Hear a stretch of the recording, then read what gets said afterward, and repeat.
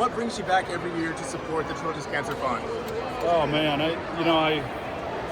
first time I came was 1996 as a guest, and then the following year Roger Staubach asked me to be the co-chair with him, and I just think they do a fantastic job. I've had a relationship with Children's for a number of years prior to that with my own foundation, and I just think it's one of the best events that they put on in Dallas. It's obviously for a great cause, and then I didn't even have kids of my own at the time, and now that I do and see what these parents go through as well as the kids, and like I said on stage, I'll keep coming as long as I keep being asked, and hopefully we don't have to continue with this much longer, but until we find a cure, I'll keep doing it. So what does it mean to be able to use it as a platform to impact something like this?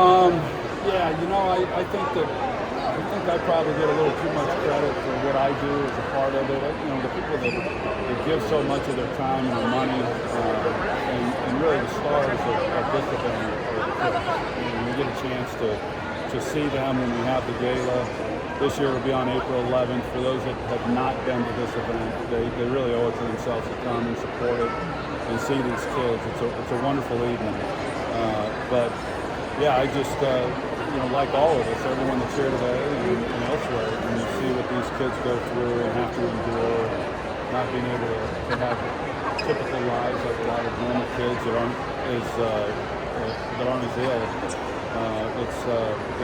it pulls on you a little bit. So you do everything you can to try to help out. What's it like getting to see the kids, like meet kids and have a good time? Like they're not cancer patients or anything. They just have it there. Yeah, I think that's the best part. And when I started my foundation, we were building playrooms within these children's hospitals. Children's here in Dallas was our first one that we put in, and it was for that very reason. We wanted kids when they were, hospitals are scary places, and when they're able to kind of forget their own condition and be kids, it's a great thing to witness. And as good as it's been for those kids, what we found was it was probably even more impactful on the parents to be able to watch their kids, have some levity in their lives and do some things without kind of the hardships that they've had to endure up to that point. So I think what Children's does is terrific. It's one of the best in the nation, and the people that help put this event on each and every year, they do a fantastic job. What does it mean to see that? Yeah, well, it's meant a lot. As I mentioned, Roger reached out to me, and then when I called Dak, I told him, I said, I'm making the call to you that Roger made to me, a couple decades ago, and he answered it the same way I did. He wanted to be a part of it, and he'll one day be asking someone else to co-chair along with him, and it'll just continue. But we all owe Roger a real debt of gratitude for what he started and allowed us to be a part of it. Brian Schottenheimer, is he ready for this challenge now? So head coach of the Dallas Cowboys? Well, I don't know if you ever are ready. I hear it's one of those jobs that you think you're ready, but until you get in that seat and really understand everything that goes into it, you're not quite prepared. But he's been coaching a long time. He obviously watched it with his dad.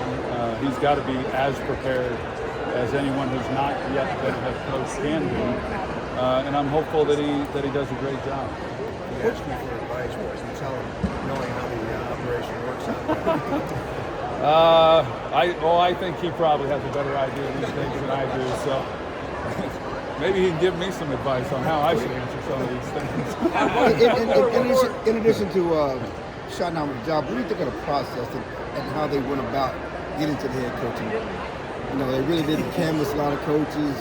Yeah, and I think that's probably why the reaction from the fans has been what it's been.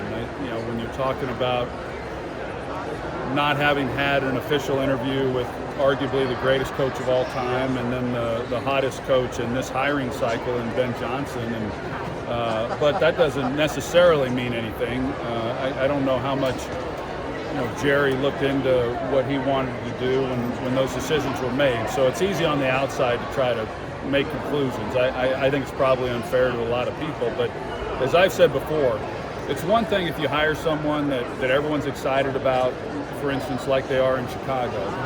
But none of that matters now.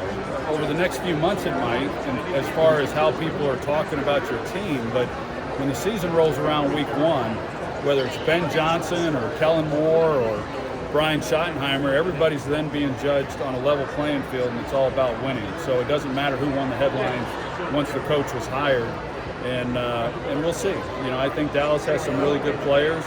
You know, the man here today with Dak Prescott obviously being one of the key guys, and but they've got a lot of good things, a lot of things to like, and I'm hopeful that they can have a heck of a year. Is it tough year after year to see the Cowboys not in the Super Bowl, or you kind of resign yourself to that fact? I mean, it's going on 30 years now. You guys are going to have your 30-year anniversary of the 95 team. Well, it's just hard to believe. I mean, I remember in '95 when we won our last Super Bowl that I didn't think we were done then. I thought we had more in us, and I thought we would be back. Obviously, we weren't. But not only were we not back, but you know, here we are almost 3 decades later, and no one's been back. And so I think I speak for the Cowboys faithful in saying that you know, it's been a long time, and this is the Dallas Cowboys, and it's an organization that's had great history, and this team has won a lot of games over the years with a lot of different players, but for whatever reasons, they just haven't been able to get it done in the postseason. But I don't think anybody's happy about that. That's been a part of the Cowboys' legacy and what this franchise has stood for so many years. Thank y'all. We all silly like the mayor.